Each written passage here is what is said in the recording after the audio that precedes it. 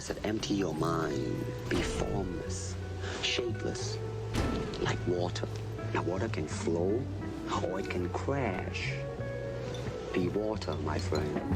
It ain't nothing like a bliss full of cash or a bliss full of the hash that twists like a mustache from end to end, spread it like a rash. From talking to your Walkman or at your disco bag.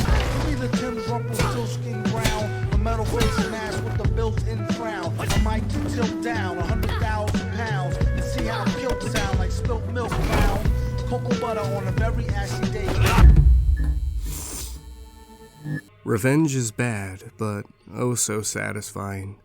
Sifu's tale is one you've heard before. Violence begets violence. Though the game was made by a French developer, so I guess in this case, violence begets violence. Sifu's story is secondary, motivation at best. You could remove the story completely, and the high praise the game received would still be founded. The meat and potatoes exist in its gameplay, a comprehensive beat-em-up, though that sounds disingenuous referring to Sifu as such. Not that all beat-em-ups are simplistic, but there's that stigma about them, and that's not always the case. No, what I'm getting at is Sifu is more than a beat-em-up. The button-mashing nature that some of those games entail is absent, favoring actually learning the ins and outs of combat.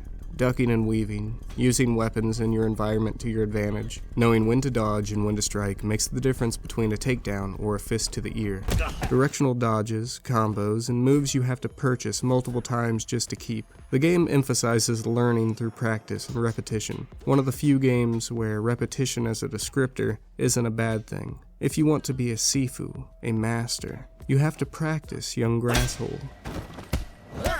Every time you die, you age, with the death count stacking. Die once, age 1 year, die twice, age 2 years, so on and so forth. Your death toll can be lowered by using points at a shrine, or by defeating strong enemies, but your age cannot be lowered. After you beat a level, your age carries over to the next. You can replay levels at any time to try and get a better age. Basically, you're only as good as your best previous run. Death is a constant reminder of your shortcomings. Sure, you'll eventually start hitting harder the older you are, but your health will get smaller, and the moves you have yet to unlock will be blocked off. This is where the repetitive nature of the game comes in. There's only 5 levels, but you're not going to see them all if you're too old. Once you hit 70, there's no more respawns. You'll have to start the level over if you die, so you're going to want to replay levels, getting better, dying very little, or preferably not at all. The game beats you over the head with this. It wants you to get better, practicing levels over and over, perfecting them, until you eventually feel like you're speedrunning them.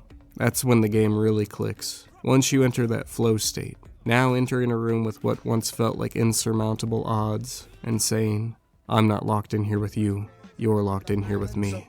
K-man, or I break it down for the layman. Bandit Soleil for the Sandro Pay.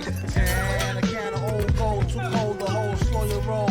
Keep on moving like soul to soul. Motherfucker! You hit me in the ear!